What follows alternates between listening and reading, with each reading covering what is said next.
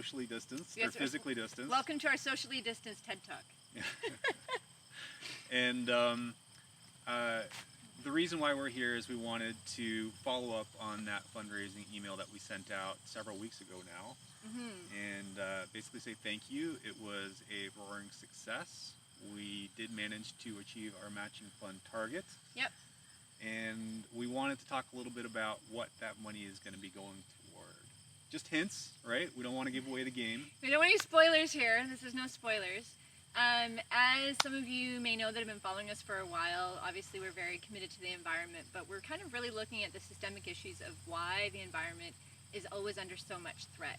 And one of the largest components of that, from what we see, is how land is used, or how I like to say it's called our land abuse policies, which aren't focused on stewardship, don't really take into full consideration the impacts of water and our green spaces, and definitely not enough impact on climate change. And really what land use policy, or land abuse policy oversees primarily would be housing and aggregate. And Adam and I and the rest of our board and our coalition members are very concerned about making sure that whatever communities we have going forward, they're not only healthy and climate-wise, they're sustainable, environmentally sustainable, but they're also affordable for people, and they're equitable, right? Mm-hmm. That's the first time I've heard the land abuse. That's oh, really? a good, yeah. Oh, well, I thought I'd mentioned that before. Anyways, maybe it's just my own little thing. So one of the things that we're trying to do is unpack a little bit about why, when we talk about affordable housing, people still aren't really seeing it.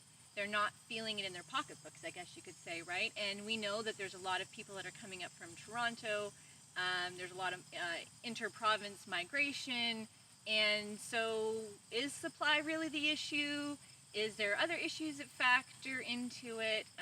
What we want to see is communities that people can get into a home, or housing. Doesn't have to be that they own it. It could be rentals too. Whether you're young or old or single or married, whatever happens to be, that you have access to safe housing. Mm-hmm. Yeah, safe, affordable, enjoyable, healthy. Mm-hmm. Yeah. Now you mentioned something in there about aggregate. You want to? We talked about this a little bit beforehand. We weren't really going to go here because it's kind of a one step forward, two steps back.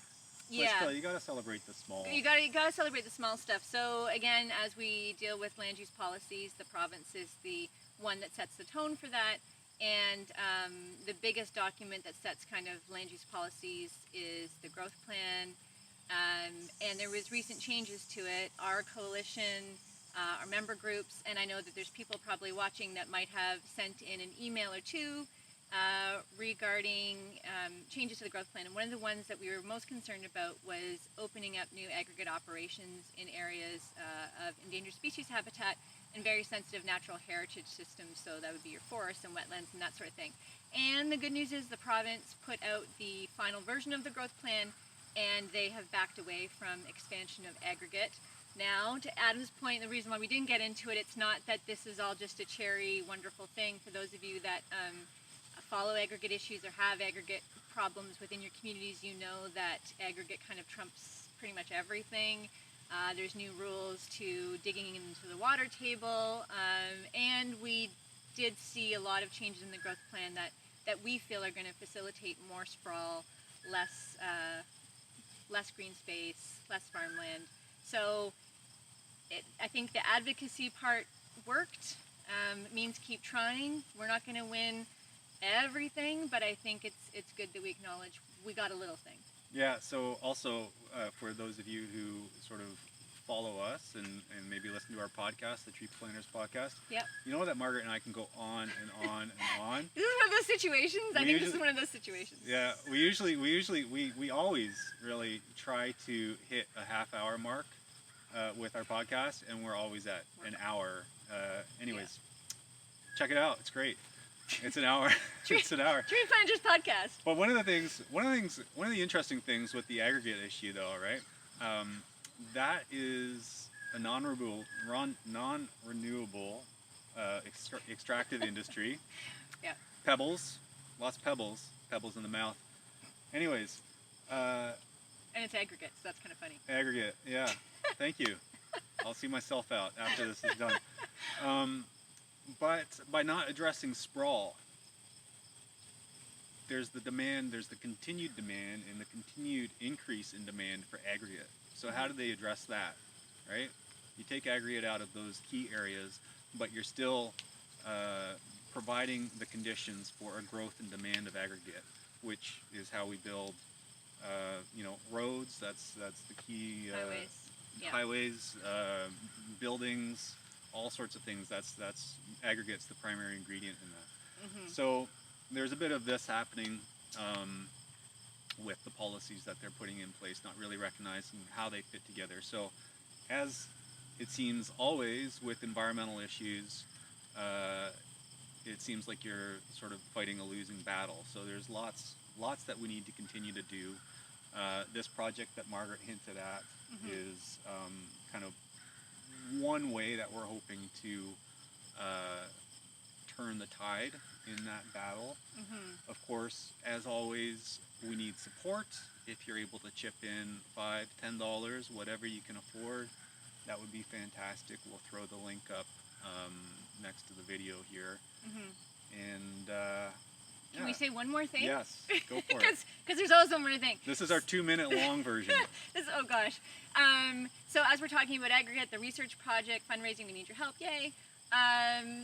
There's a couple of issues that are emerging that are good for people in Simcoe County to be aware of, things to keep in mind, because not only is it helpful if you can chip in $5, $10, but also if we put up an action alert to say, please send a message to your MPP, please send a message to your counselor, it's important. So a couple of things, the Lake Simcoe Plan is being reviewed. We want that to stay strong, and in fact, we would like it a little bit stronger. Rescue Lake Simcoe Coalition's doing great work. Shout out to them. And then also there are 2 new highways planned. One is in the Bradford Bypass. Half of that goes to the Oak Ridges Moraine, which is supposed to be within Greenbelt protected area.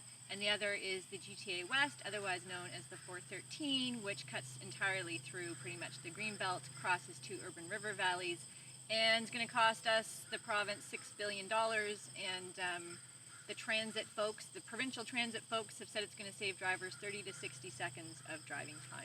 $6 billion just to build, and that's not factoring in the externalities such as pollution, lost time sitting in traffic. Yeah, plus the operation, the maintenance, the snow plant, like all of that stuff that goes into it. So we want to make sure policies are fiscally responsible. We want them to create jobs that are close to home, that really address some of the jobs that have been lost during COVID. We want our green spaces protected. We want actions to go towards climate change. It's not too Pollyanna-ish to say that a policy can actually do a lot of good. They can do a lot of harm, but we're wanting to see more policies that kind of have those co-benefits we've been talking about. And to go back to the aggregate issue, it's not a we have aggregate or we don't have aggregate. If you look at the European jurisdictions, they recycle a lot more aggregate than we do here. So one of the things we've been trying to say is let's start to get into the recycling and the reuse of aggregate, as well as building where infrastructure already exists, so we don't need to, we can reduce the burden on supply, or the demand, I guess, as Adam was saying earlier. So there are answers. It just takes people like you guys, with a little bit of help from people like us, to all work together to kind of make that momentum for where we want it to be, right? Yes. And another, just another real point. quick, One more point. Just Recovery Simcoe, Yes. something that we're a part of supporting. If you're not already aware of that, check out the website, justrecoverysimcoe.ca. They're working on a lot of these issues as well. And they have some really great solutions. So if you're not sure what these kind of policies would look like, they're there. So yeah. That's it. Are we past the 2 minutes now? We're done. Yes.